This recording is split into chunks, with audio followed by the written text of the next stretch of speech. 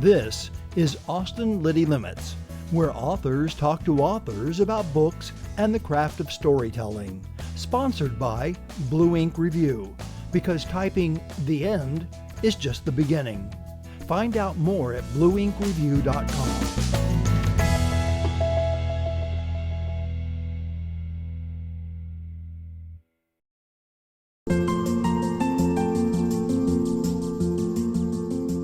Unlikely Animals is about a woman who is a natural-born healer.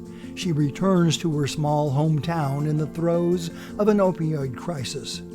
She's forced to confront her dying father's visits by ghosts, her brother's addiction, and her best friend's disappearance.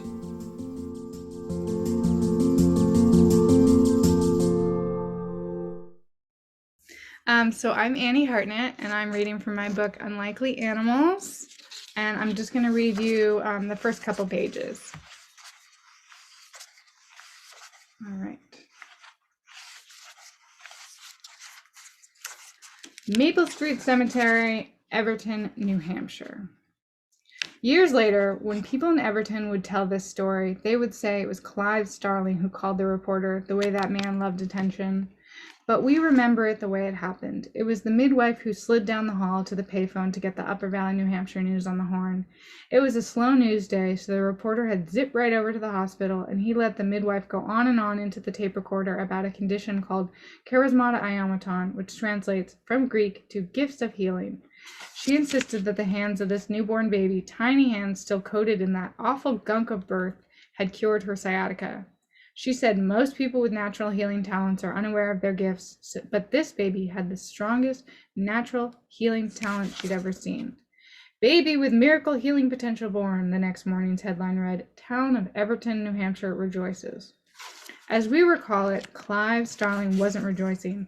He was pretty ticked off, actually. The reporter didn't bother to interview him. Not one single question. Not even his goddamn name was printed, mentioned only as a poetry professor and the baby's father. Might as well be chopped liver, he said, tossing the newspaper to the side.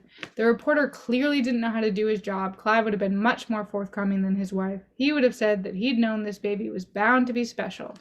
Clive's wife was quoted in the article. Her full name was there in black and white, but all Ingrid Starling had to say was that the whole thing was nonsense, to please leave her family alone. Truthfully, Ingrid did wonder if there was something different about her baby, but how would she know? She'd never had a baby before. This was her first one. She didn't have anything to say about it yet, especially not to a reporter from the Upper Valley, New Hampshire news. Clive and Ingrid took their miraculous baby home, where they learned through a series of experiments that their child's hands weren't magic, not exactly, but they sped up the natural healing process. A bad 10-day cold could be knocked down to a 3-dayer, a poison ivy rash could heal in a day, a dog bite could scab up overnight.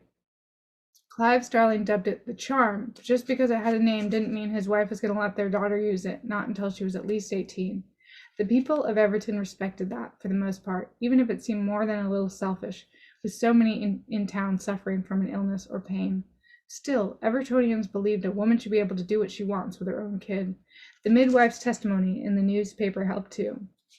According to most accounts, she explained, charismata iomaton grows much more powerful after the healer grows into adulthood. It's completely unreliable when the healer is still a child.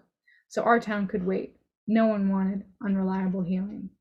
As she grew, little red-headed Emma Starling was often asked for high fives around town just in case any of her lucky, health-giving juice rubbed off, but for the most part, everyone treated Emma like a normal kid, albeit one headed for great things. Emma was not only a natural-born healer, but smart, too. When she got to high school, she was top of her class at Upper Valley Regional. Emma did go through a rebellious period starting around 16, when she and her best friend, Crystal Nash, would sit in the McDonald's by the longest covered bridge in America and charge for time spent with a real-deal teenage healer advertised on Craigslist. But nothing truly astonishing ever occurred during those years of adolescent healing, and eventually Emma had to leave our town for college. 54% of our students go to a 2- or 4-year college, but Emma went farther away than most to Pomona College in California, out of our jurisdiction.